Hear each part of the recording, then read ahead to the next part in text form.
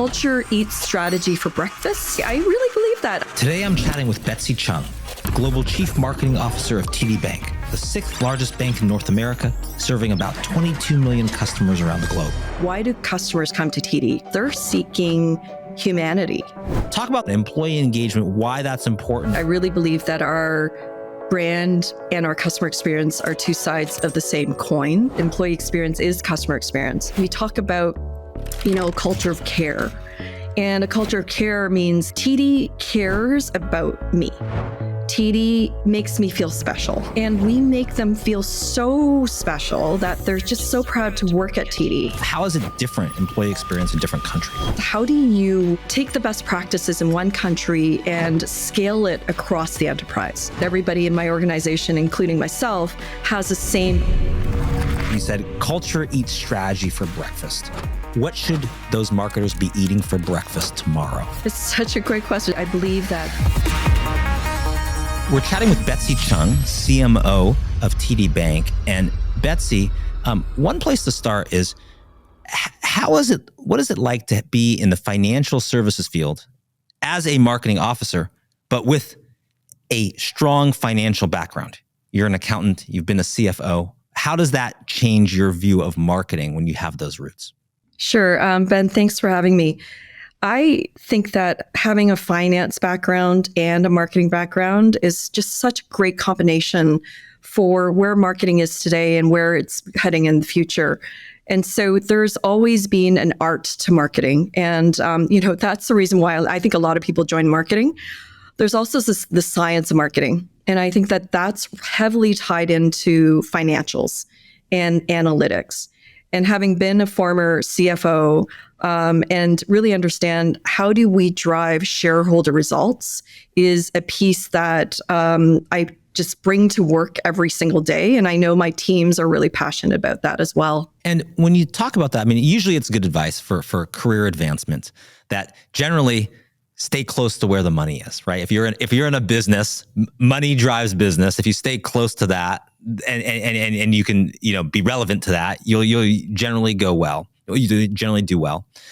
So how do you think about that in terms of a typical senior marketing leader, a CMO? What are you expected to bring, you think, that great CMOs do that maybe, isn't necessarily in the job description? You're not the CFO. You don't have primarily responsibility for that, but you have a C in front of your title, which means you have some responsibility for the overall direction of the business too. What are those skills? And what if someone doesn't have your kind of financial accounting training? What would they be wise to sort of acquire? Yeah, it's a great question. So we have a very balanced scorecard in marketing. And two of our metrics is very financially oriented. So one of them is called net customer growth. And so it's your gross acquired customers minus those that attrite. And then the second metric is marketing driven sales. And so that is digital sales and targeted sales. Being that they both ladder up to shareholder value, I think it's incredibly important for marketers these days to really get very close to your finance teams. And as you said, get close to how money is driven. How does the organization drive shareholder value? Certainly my team has done that over the years. We just invited my CFO to my all hands town hall. And he's got such a great personality. He's really funny. Accountants do have a sense of humor, by the way.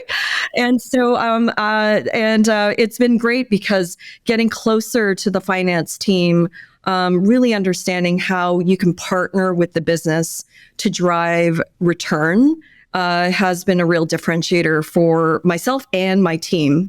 And how do you think about then, as you're doing that, and we're in a period now of a lot of uncertainty.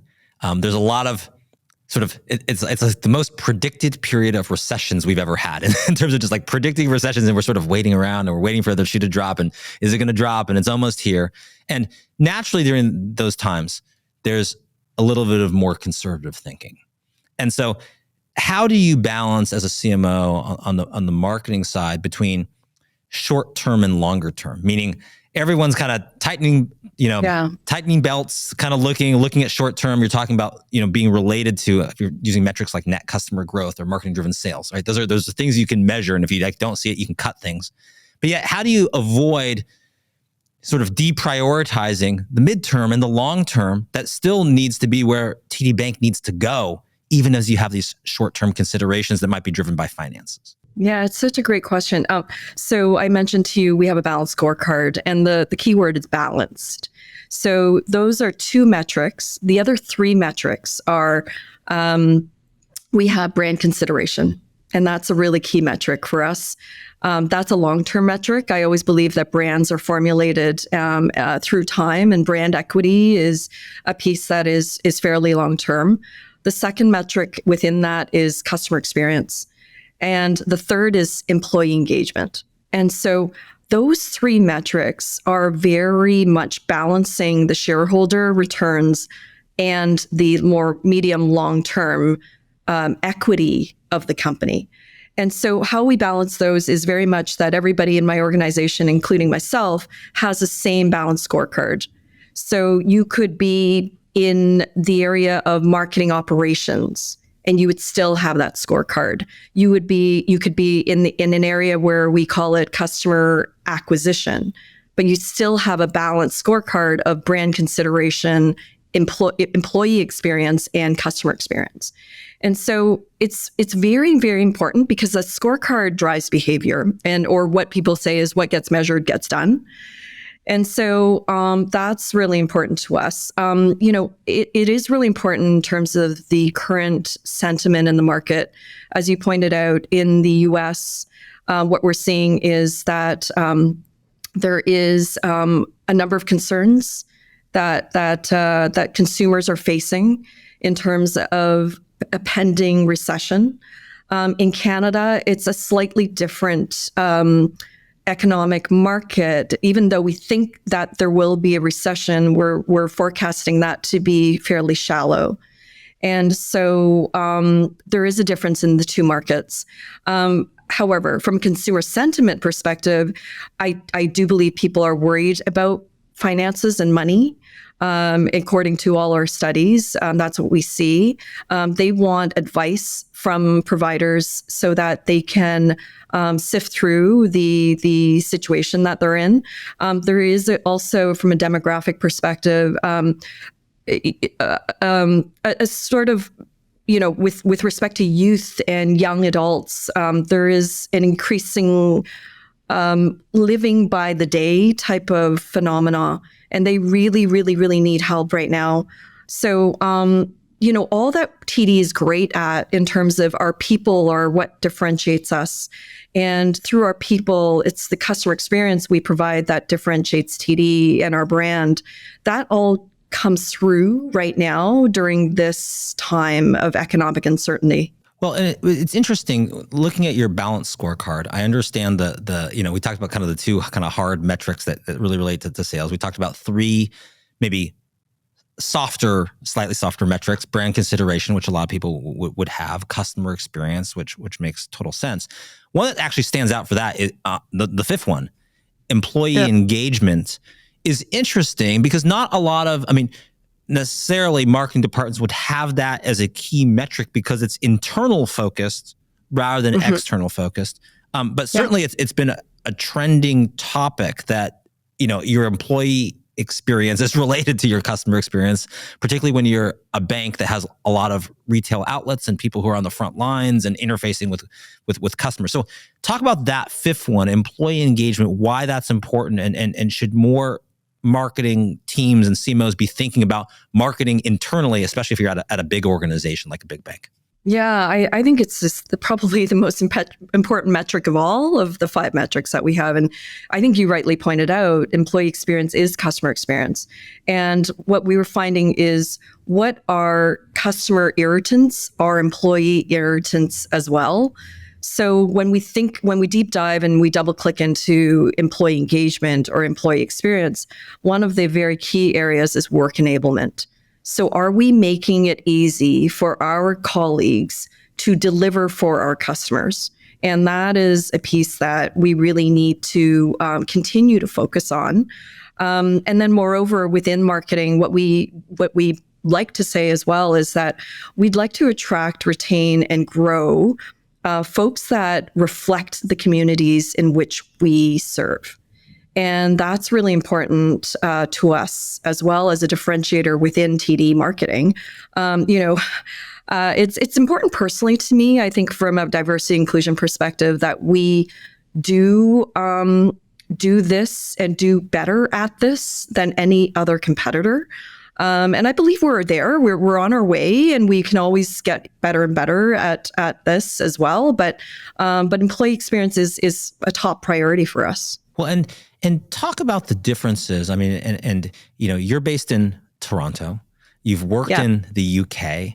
You're going to have most of, I think, about 95% of the bank in Canada or the US, but you have others globally as well. Do you think about the employee experience, and then we'll get to customer experience, but employee experience first, differently in those countries? There's a different culture, and I know you've spoken before about a different way of doing business, even though those are obviously, English-speaking, countries with a lot of shared history and are close allies politically and everything else. How is it different, employee experience in different countries? It's such a great question. I just came from our annual award ceremony in the US, and I just landed for last night. And so if I'm a bit tired, it's because of that. It's quite different, to be honest with you. There's best practices in every country. And I think that the role of marketing that I'd like to play is, how do you take the best practices in one country and scale it across the enterprise? So the best practice in the US that I saw, and I'm just so proud of the team there who actually curates the annual event that recognizes the top 1% of colleagues within TD in the US. So what I saw there is culture. And I believe that culture, what do they say? Culture beats strategy. I think there's something around culture beating strategy, or culture eats strategy for breakfast is the other phrase. And I really believe that. I saw it in action in the US, and we call the US a wow culture. And a wow culture is a place where customers are fans. And just like, we are fans of ball teams, and whether it's basketball, hockey, baseball, football, fans wear that jersey proudly. We believe that customers are fans.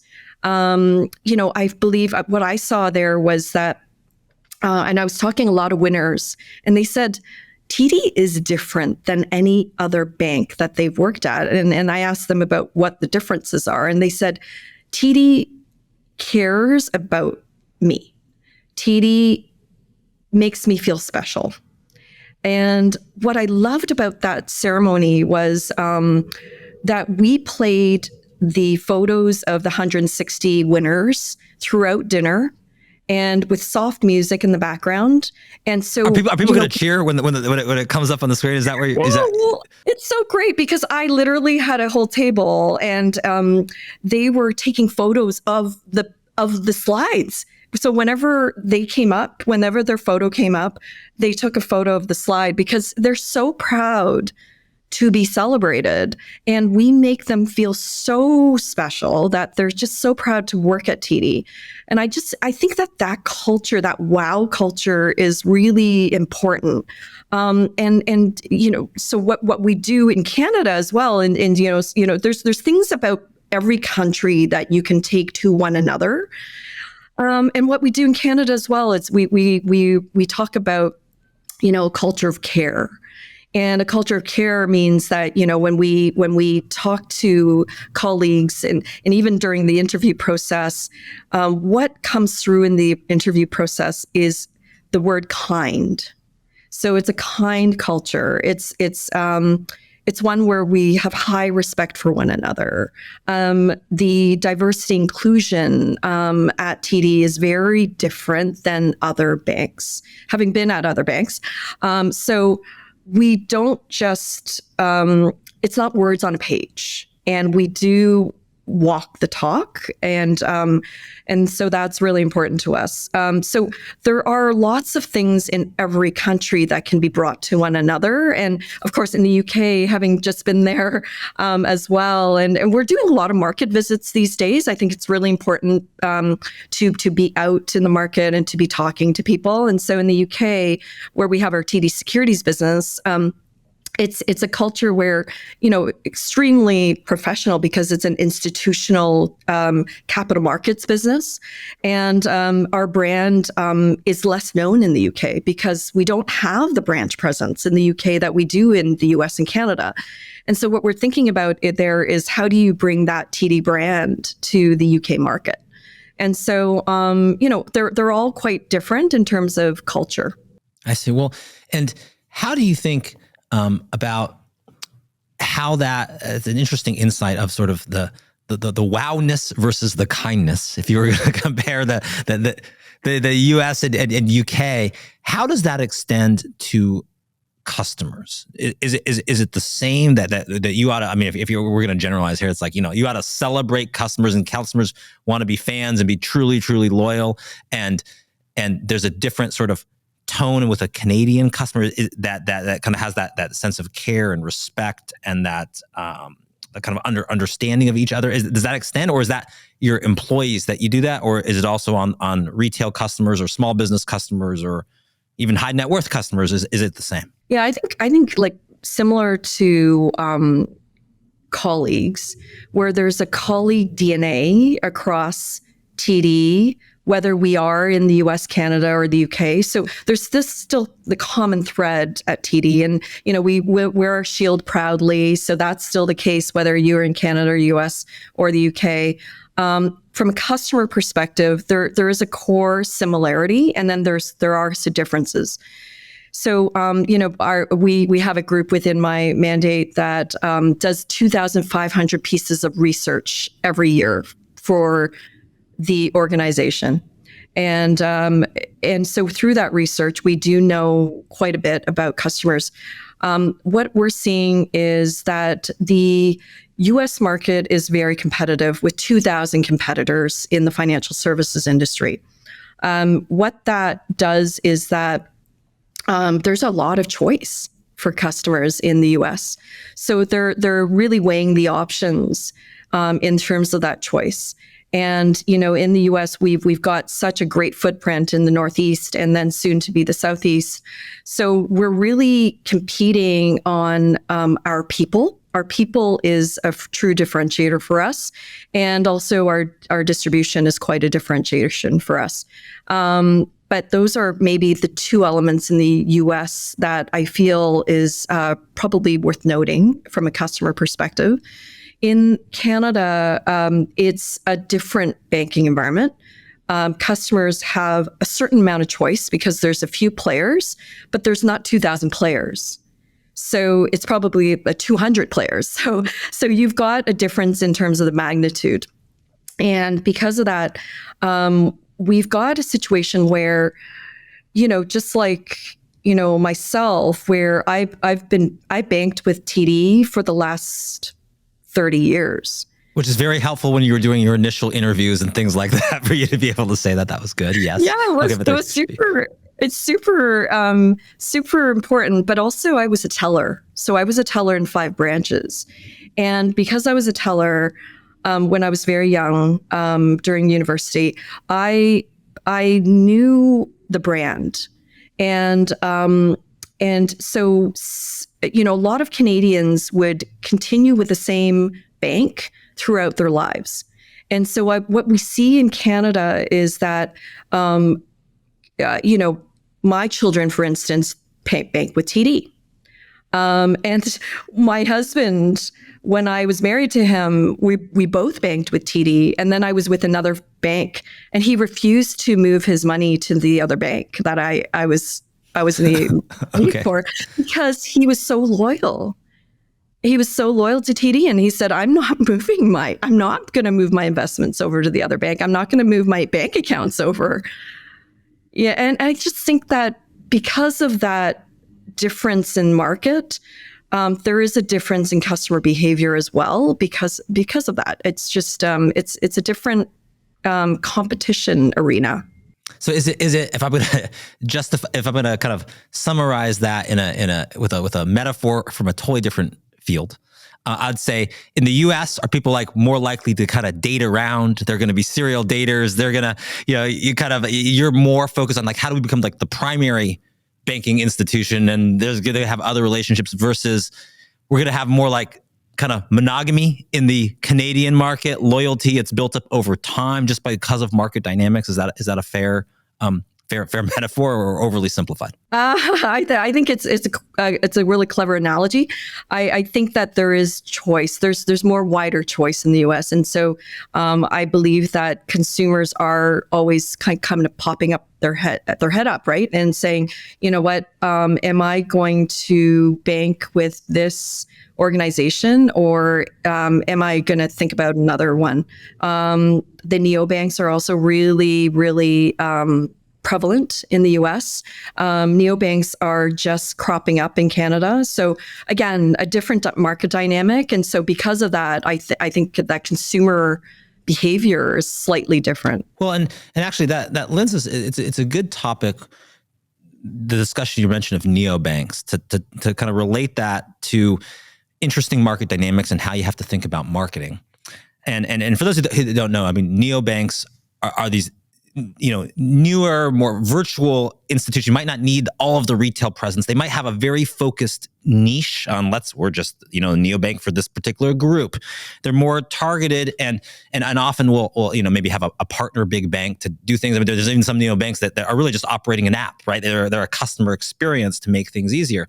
So when you're a big player in markets, how do you stay marketing wise nimble enough to compete with someone that doesn't have to manage all the infrastructure, doesn't have to manage all the people, all that. And they can just focus hey, I just see one market, it's underserved. I can do this one thing. I can do it well. How do you compete with that when you have a lot of size? That's a benefit, but also a challenge. It's such a great point. So we have brand pillars that we believe in through all the customer research we've done in both countries. That is really, really important to customers. And so this kind of leads into capabilities. So we believe that customers want to make it easy for our customers to interact with us. So ease is the first acronym or the first pillar of the 3-letter acronym, and the acronym is EVA. So EVA happens to be a woman's name, but it's also the first letter of each of these pillars. So ease is one.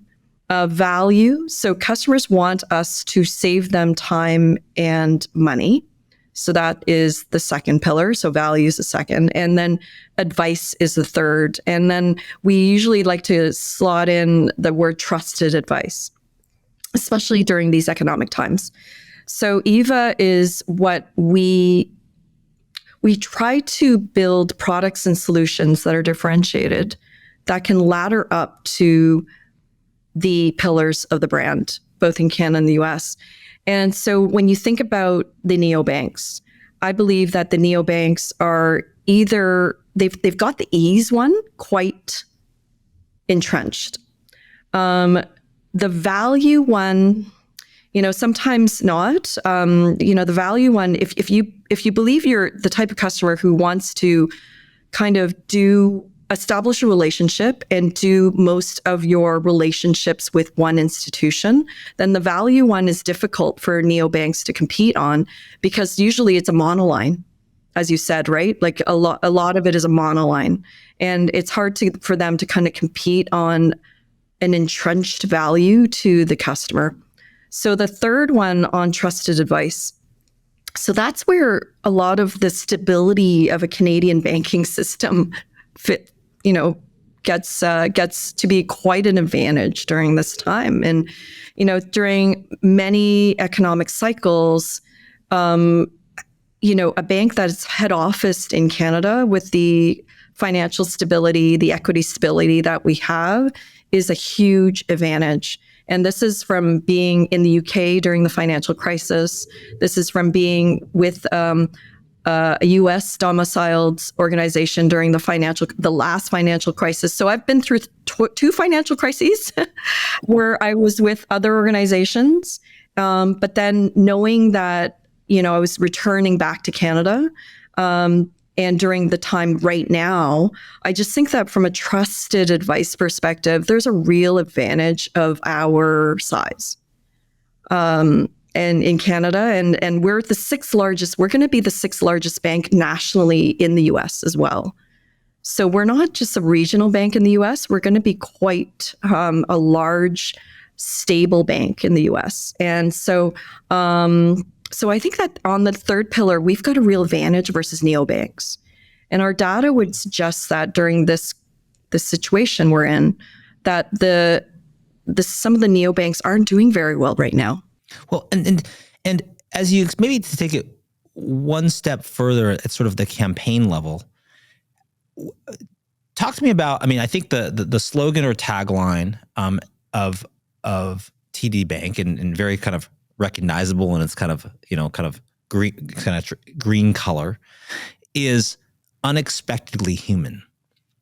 Where does that come from, and is that related to, you mentioned the culture of care that you sort of said is in Canada, and I think there's spots there that I've seen that intend to inject a little humor in this and everything else. Talk about the meaning of that and is that, and why that's there. It's important, and I should mention, I think this is like an extension of, for many years, I think going back at least a decade, this idea of sort of banking human that looks like more recently has evolved into unexpectedly human. What does that mean, and how important is that for positioning for the bank? Yeah, it's super important. Through the competitor and customer research we've done in both countries, why do people come to TD? Why do customers come to TD? It's really, many reasons, but the two reasons that have prevailed through time is, the first one is around our people. So our people is what sets us apart, and that's what comes through in our customer research. The second one is there is a big convenience piece.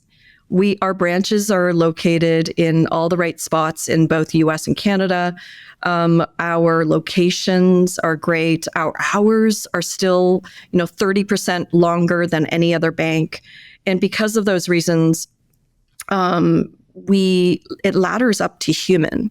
And so I remember being in a North American bank that wasn't TD, and all that their customer research would say is that consumers want a human bank, and they do not see a human bank today.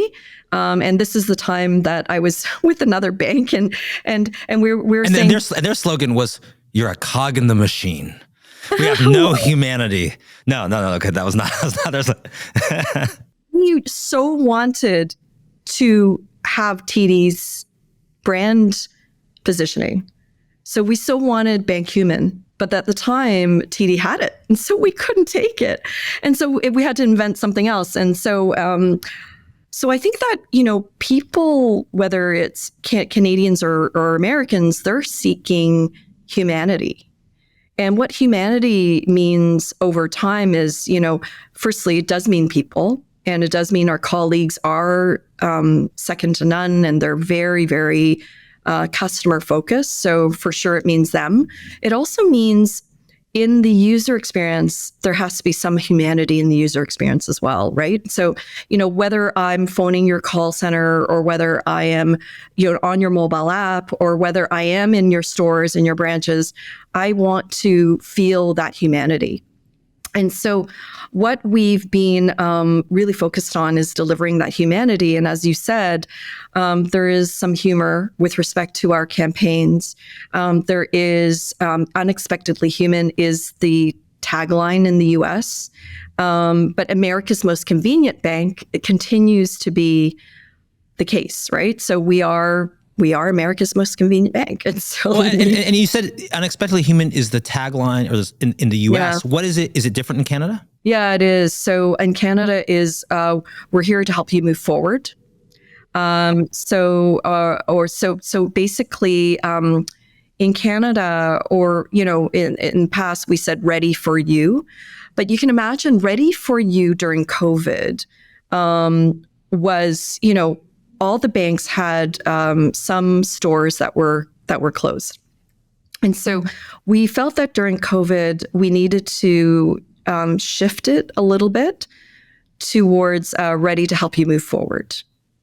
And that is because we wanted to, through all our research, we saw that customers just want to be able to move forward from the situation that they're in currently. And hence now today, I believe that a majority of customers have moved forward through our help, through the help of many others within the economy. But that was really important for us to not just continue to stay stagnant during a time during COVID where that needed a little bit of shift. So we have shifted that. Well, and interesting that the kind of the taglines or the slogans are quite different, right? In between the two countries. I mean, and I don't. This is just an observation. You can tell me if this or not. But you described the market dynamics in the U.S. and with 2,000 competitors and more choice overall. It would seem to me that differentiating on this human side, especially if you could back it up, and especially if you had things like longer bank hours or things like that would be kind of a human forward approach, that would reflect the market in the U.S. Is that correct or no? That kind of is derived from that. It is. It's such a big differentiator for us in terms of humanity in the U.S. And I described our wow culture, how different that culture is compared to other banks. That's real, and that shines through in terms of the way we treat customers. In the U.S., you heard about the dog biscuits, the umbrellas, the pens. So we have these economically friendly or the environmentally friendly pens, the lollipops. So those are all just small touches. These are small touches that you have for customers. And you're going to be able to go into a US market and get an environmentally friendly plan and give Fido a biscuit in a way that you wouldn't be able to do in Canada because that reflects the US market. Is that really true? Does. Yeah. People are really yearning the humanity in terms of their banks. And so I think we deliver it in the US. In Canada, we did research that positioning in Canada, and it didn't quite resonate as well as it does in the US. So, despite what people, some people feel like two English-speaking countries, they must be the same. But there are so many differences between the countries and similarities. So where there's similarities, we always try to leverage the economies of scale, and then where there are differences, we try to personalize that to the key consumers in each country. And so in Canada, it is a different environment. And so, so we've landed with the positioning that we've landed on because of all the sentiment and the research that we've done. Well, and it's interesting to think about this notion of, I think your example in the US market of whether it's the lollipops or the dog biscuits or any of that, this notion of surprise and delight your customers. And sometimes the surprise and delight, that's a term that's more commonly used in social media marketing, right? We're going to surprise and delight by having a free giveaway or send them something. But what's interesting about that, particularly in times of a little bit of belt tightening too, is surprise and delight doesn't have to be super expensive. It's thoughtful. It's like the difference between getting a gift in your personal life and you get oh my God, I got this incredibly expensive, piece of jewelry as a gift. And maybe you're excited for that because that's an expensive gift, but you might just be excited for a touch, someone did something really thoughtful for you that really understood you. And that wasn't as expensive. And this idea as marketers that maybe we could surprise and delight more, maybe we could just be slightly more thoughtful, and it doesn't have to be expensive always to deliver that to our audience. Yeah, I agree with that wholeheartedly. I believe that at TD, I really believe that our brand and our customer experience are two sides of the same coin, and they're very, very linked.